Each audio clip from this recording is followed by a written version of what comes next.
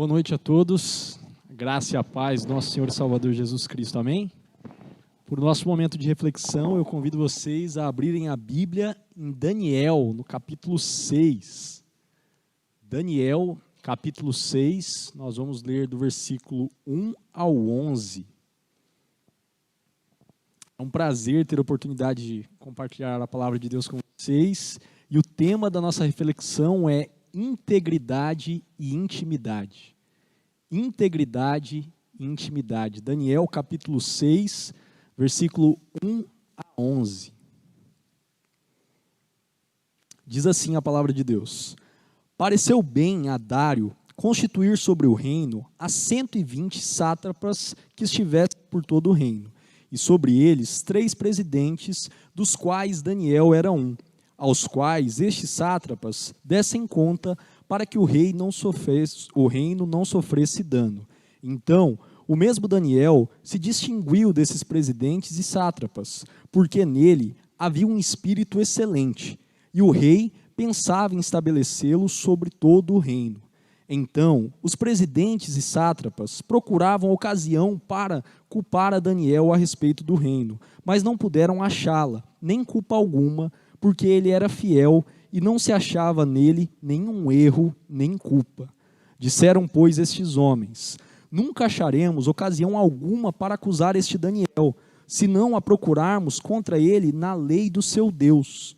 Então, estes presidentes e sátrapas foram junto ao rei e lhe disseram: Ó rei Dário, vive eternamente.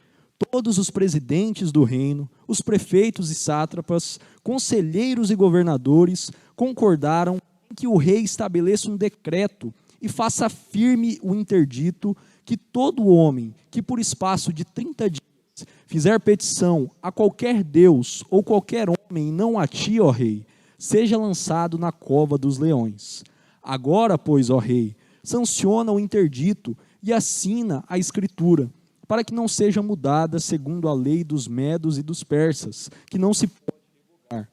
Por essa causa, ó rei Dário, o rei Dário assinou a escritura e o interdito. Daniel, pois, quando soube que a escritura estava assinada, entrou em sua casa e em cima no seu quarto, onde havia janelas abertas do lado de Jerusalém, 3 vezes ao dia, se punha de joelhos e orava e dava graças diante do seu Deus, como costumava fazer. Vamos orar mais uma vez? Senhor, essa é a tua palavra. Nós nos prostramos diante de ti, reconhecemos, Pai, que não podemos entendê-la pela nossa própria capacidade e clamamos pela iluminação do teu Santo Espírito. Fala ao nosso coração nessa noite, em nome de Jesus. Amém. Meus irmãos e irmãs, todos nós temos incumbências e responsabilidades nas nossas vidas. Todos nós, sem exceção, temos que desempenhar certos papéis. Responsabilidades familiares, como avós, pais e filhos. Responsabilidades no trabalho, como chefes e empregados. Responsabilidades relacionais, como amigos e colegas. E tantos outros deveres e papéis que cobram de nós postura, proatividade, princípios e ação. Por si só, esses papéis já requerem muito de nós, mas como se não bastasse, para aumentar o grau de dificuldade, nós ainda vivemos em um mundo manchado pelo pecado, um mundo caído, de maneira que o nosso relacionamento conosco e com o próximo se torna ainda mais dificultoso. O contexto do livro que nós lemos narra que o povo de Deus foi levado para o cativeiro babilônico no ano 587 a.C., a cidade e o templo foram saqueados e queimados, e os israelitas foram tirados da vida que eles possuíam. E eles se tornaram uma pequena minoria numa terra estrangeira, cercada por uma cultura de princípios diferentes. E mesmo quando Israel regressa para o seu lar, eles ainda vivem sob o domínio, subjugados por outras nações. E na Bíblia, o conceito de Babilônia não se refere apenas àquele império antigo. Na Bíblia, toda instituição humana, toda sociedade que usurpa o papel de Deus, nega o papel de Deus e redefine o que é certo e errado, é considerado como a Babilônia. Então, a gente pode fazer uma clara conexão, que assim como nos dias do profeta Daniel, que o povo de Deus estava em cativeiro, estava no exílio, não estava no seu verdadeiro lar, nós também, sem dúvida, podemos declarar que todos nós vivemos em exílio, vivemos no cativeiro. E diante disso, ficam duas perguntas: como nós podemos permanecer fiéis a Deus e como nós podemos honrar a Deus com as responsabilidades que o próprio Deus nos confiou, ou seja, com as nossas vocações, com os nossos papéis. E essas perguntas são respondidas no livro de Daniel. Essas perguntas são bem claras, claramente respondidas com a vida de Daniel e dos seus amigos. E existem dois princípios muito fortes no caráter de Daniel, que são vistos desde o começo de sua trajetória na Babilônia. Então você fique com a Bíblia aberta que a gente vai ler vários textos. Pense comigo por um momento. Um jovem israelita que havia sido levado para o cativeiro babilônico, que ganhou a oportunidade de servir na mais alta corte do império, junto com seus amigos, distante dos seus pais, distante das suas tradições. Se não é o cenário perfeito para uma apostasia, para uma acomodação, eu não sei mais o que poderia ser. Por mais que alguns judeus se acomodaram com aquela situação e aceitaram a cultura e os deuses dos babilônicos, Daniel não. Daniel, desde o começo da sua vida, decidiu não se contaminar. Daniel vivia na Babilônia, mas não pertencia à Babilônia. Daniel servia o rei, respeitava as autoridades, servia a sociedade, mas a sua fidelidade era exclusiva ao Deus de Israel. E se nós observarmos a trajetória de sua vida, nós podemos ver algumas atitudes muito claras que demonstram a sua fidelidade. A primeira delas está lá em Daniel, capítulo 1, versículo 8. O chefe do rei, dos oficiais, Aspenaz, propôs aos jovens que vieram cativos da Babilônia uma alimentação excelente, uma alimentação, a mesma alimentação do rei Nabucodonosor. Só que Daniel era judeu, e os pratos, o vinho, a carne que eram servidos a Nabucodonosor, ou eram consagrados a ídolos, ou possuíam carne de porco, que era impuro para o judeu na época. E o que Daniel faz? Daniel 1:8 diz assim: resolveu Daniel firmemente não se contaminar com as finas iguarias do rei, nem com o vinho que ele bebia. Então pediu ao chefe dos eunucos que lhe permitisse não se contaminar. Uma atitude muito clara, que demonstra a integridade de Daniel, e mesmo sendo extremamente jovem. A gente não está falando aqui de um ancião, de um idoso, de alguém que já viveu. Não, a personalidade de Daniel, se fosse nos dias de hoje, nós poderíamos falar que ela ainda estava sendo formada. Mas não, desde cedo, Daniel tinha uma convicção clara de quem ele era e a quem ele servia. Mais para frente, quando Daniel, no primeiro sonho, na primeira revelação de Nabucodonosor, quando Daniel vai revelar o sonho a Nabucodonosor, lá no capítulo 2, versículo 27 e 28, em vez de o jovem Daniel assumir toda a glória para si próprio, em vez dele se vangloriar e dizer, os encantadores, os sábios não entendem esse sonho, mas eu sei. Não, olha o que ele diz no versículo 27. O mistério que o rei exige, nem encantadores, nem magos, nem astrólogos o podem revelar ao rei. Mas há um Deus no céu, o qual revela os mistérios. Olha o caráter de Daniel. Olha a quem Daniel servia e a consciência que ele tinha. Mais para frente, não a respeito de Daniel, mas dos seus amigos, nós temos o famoso relato da fornalha ardente. Sadraque, Mesaque e Abidnego preferiram ser jogados na fornalha, ao invés de se curvarem a uma estátua de ouro. E eles dizem, em Daniel 3, 16 a 18, Daniel 3, 16 a 18, eles dizem uma das passagens mais encorajadoras de toda a Bíblia. Responderam Sadraque, Mesaque e Abidnego: ó Nabucodonosor, quanto a isso, não necessitamos te responder. Se o nosso Deus, a quem servirmos, quer nos livrarmos, ele nos livrará da fornalha de fogo ardente das tuas mãos, ó rei. Se não, fica sabendo, ó rei, que não te serviremos aos teus deuses, nem adoraremos a imagem de ouro que te levantastes. Olha que interessante, eles serviam na corte, eles serviam à sociedade, eles viviam na Babilônia, mas não pertenciam à Babilônia. Por isso que nós, que vivemos num mundo caído, precisamos servir a sociedade, mas a nossa fidelidade é somente a Deus. Mais para frente, em Daniel 4, capítulo 27, Daniel tem a coragem de confrontar, de expor os pecados do homem mais poderoso do mundo antigo, Nabucodonosor. E ele confronta Nabucodonosor. É muito parecido com o profeta Natã e Davi, o rei Davi. Pensa você confrontar um superior. Pensa você confrontar alguém que tem o poder para te matar. Mas Daniel servia a Deus. Ele era fiel a Deus. E ele confronta no capítulo 4, 27, se você observar, o rei Nabucodonosor. E mais para frente, o sucessor de Nabucodonosor, o rei Belsazar, também é confrontado por Daniel no capítulo 5, a partir do versículo 24.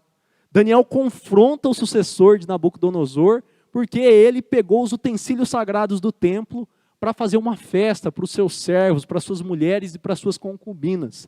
E Daniel diz: contou Deus o teu reino e deu cabo dele. Pesado foste na balança e achado em falta. Dividido foi o teu reino e dado aos medos e aos persas. E o relato bíblico e a história diz que naquela mesma noite, o império dos medos e dos persas acharam uma represa em volta da muralha da Babilônia. E eles represaram, cortaram a irrigação, e debaixo da muralha se abriu um grande canal. E enquanto o rei Belsazar estava festejando, o império entrou e destroçou a Babilônia. E por último, a última atitude que revela a integridade de Daniel, está lá no capítulo 6, versículo 10, que nós acabamos de ler. Vocês percebam que Daniel soube do edito, da lei, e mesmo assim, como de costume, como ele sempre fazia, ele entrou no seu quarto, ele abriu as janelas em direção a Jerusalém e orou a Deus dando graças. Eis aqui um servo íntegro, eis aqui um homem de admiração, eis um exemplo de fidelidade para todos nós. A busca por ser uma pessoa íntegra, ela é fortemente marcada nas pessoas que foram transformadas por Deus. 1 João 2,6 diz que aquele que diz que permanece nele, ou seja, em Cristo, esse também deve andar como Cristo andou. Integridade é ser a mesma pessoa em todos os ambientes, na igreja, em casa, no trabalho, na fila de um banco. Integridade é buscar viver aquilo que se confessa com os lábios. Integridade é não negociar os princípios, mesmo que, em vez de elogios, nós recebamos prejuízos financeiros ou em nossa reputação. Um homem e uma mulher íntegros, em primeiro lugar, buscam agradar a Deus e têm a ousadia, a coragem de dizer, como o apóstolo Paulo disse aos Gálatas: porventura procuro eu agora o favor dos homens ou de Deus? Se agradasse ainda a homens, não seria servo de Cristo. Uma pessoa íntegra pode dizer isso, assim como o apóstolo Paulo. Não que nós vamos acertar em todas as ocasiões, mas nós precisamos buscar esse alvo e andar assim como Cristo andou. E a segunda característica da personalidade, do caráter de Daniel, que é muito bem vista desde o começo da sua trajetória na Babilônia, era a sua intimidade para com Deus. A primeira característica é a sua integridade e a segunda característica é a sua intimidade. E a integridade de Daniel vinha da sua intimidade com Deus. O versículo 10 do nosso texto diz que 3 vezes ao dia ele se punha de joelhos, orava e dava graças diante de Deus. Daniel, que era um funcionário da mais alta corte, quer mais responsabilidade que isso, quer uma agenda mais concorrida que isso. Daniel, que era um conselheiro requisitado, ele entendia que levar uma vida santa e piedosa era o seu principal objetivo. E ele não abria mão do seu tempo de devoção. Daniel sabia que nenhum sucesso terreno, nada poderia recompensar a alegria que um relacionamento íntimo e profundo com Deus traz. Como nós não nos lembrarmos das palavras de Jesus? Que proveito tem o homem em ganhar o mundo inteiro e perder a sua alma? E agora você pode estar se pensando, também, né, ele era conselheiro, ele só vivia fazendo devocional, orando, levitando, mas não, nenhuma das outras responsabilidades de Daniel era negligenciada. A prova disso é no capítulo 6, o versículo 5, que diz que os seus adversários tentaram encontrar algum motivo para criticá-lo, para acusá-lo diante do rei. E o que o texto diz? Que eles não acharam nenhum motivo para acusá-lo. E a partir daí eles buscaram colocar Daniel em um conflito entre a sua identidade babilônica e os princípios que ele tinha, ao Deus que ele servia. Essa tem que ser a posição das pessoas quando olham para a gente. Em nenhum motivo contrário à lei de Deus, nós devemos ser encontrados em falta. Todas as funções da vida de Daniel eram bem-sucedidas, porque antes de falar aos homens, ele falava com Deus. Antes de realizar, ele consagrava a Deus. Antes de planejar, ele pedia orientação, direção e auxílio a Deus. As batalhas do profeta eram ganhas nas manhãs, nas tardes e nas noites de oração. Por isso que Daniel tem esse caráter tão íntegro, porque esse caráter era conectado, alimentado pela sua comunhão com Deus. E se nós voltarmos um pouquinho lá para Daniel 2, 20 a 23, nós vemos como Daniel era íntimo de Deus e de onde ele tirava essa força, essa coragem para ser íntegro, para servir a Deus. E o texto diz assim: seja bendito o nome de Deus, de eternidade a eternidade, porque dele é a sabedoria e o poder. É ele quem muda o tempo e as estações, remove reis e estabelece reis. Ele dá sabedoria aos sábios e entendimento aos inteligentes. Ele revela o profundo e o escondido, conhece o que está em trevas, e com ele mora a luz. Daniel tinha essa coragem, porque ele conhecia profundamente ao Deus que ele servia. E caminhando para o final da nossa reflexão, nós somos chamados não para nos privarmos do contato com o mundo. Nós não somos chamados para vivermos em uma bolha eclesiástica. Nós não somos chamados também para nos adaptarmos à cultura predominante e para imitarmos o padrão de conduta. O nosso chamado é para a fidelidade e para a diferença em todos os locais em que nós vivemos. Se vivermos de maneira assim, com certeza, assim como Deus abençoou e capacitou Daniel, Ele também nos tornará instrumentos afiados nas suas mãos para cumprir a sua boa, perfeita e agradável vontade. Eu quero concluir com um relato de um homem que, assim como Daniel, mesclava fidelidade e intimidade com Deus. O nome dele era John Bunyan, e ele foi um pregador batista muito pobre de origem inglesa. Após a sua conversão, ele se dedicou à missão de pregar o evangelho. Mas como ele não era da igreja predominante da época, da burocrática igreja inglesa, ele foi diversas vezes encarcerado. E ele passou o total de 12 anos na prisão. E, em uma dessas sentenças, em um dos vários julgamentos que ele sofreu, a corte disse a seguinte coisa para ele: você tem de ser levado de volta à prisão e permanecer ali por 3 meses. Se ao final dos 3 meses você não se sujeitar e abandonar sua pregação, será expulso do reino E se o encontrarmos pregando em qualquer lugar, lhe asseguro que o enforcaremos.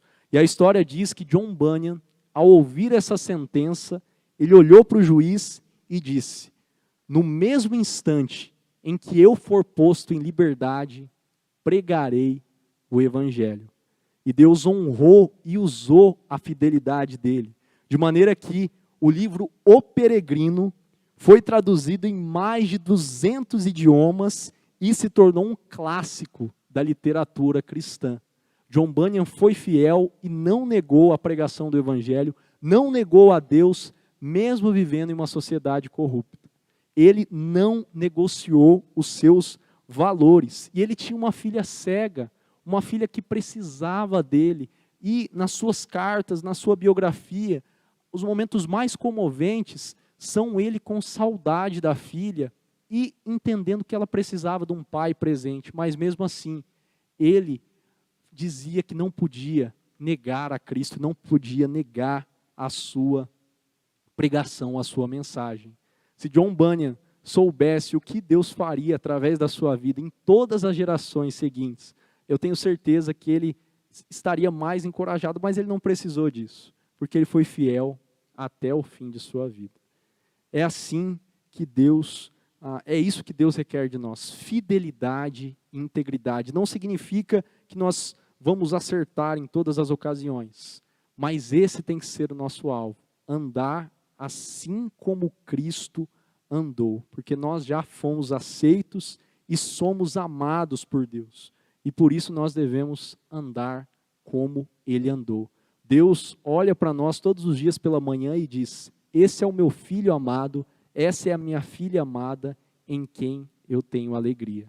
E a partir daí, a partir dessa declaração de amor e de aceitação, é que nós buscamos andar como Cristo amou. Vamos orar?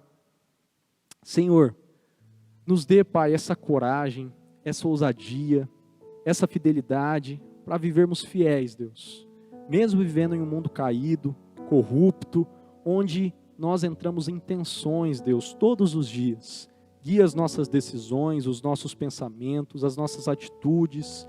Guia todo o nosso ser através do Teu Santo Espírito, para que nós possamos ser fiéis e sermos instrumentos afiados em Tuas mãos, para que assim o Teu reino cresça, se expanda cada vez mais e mais, e o Teu nome seja glorificado em cada casa, em cada trabalho, em cada ambiente. Em nome de Jesus, amém.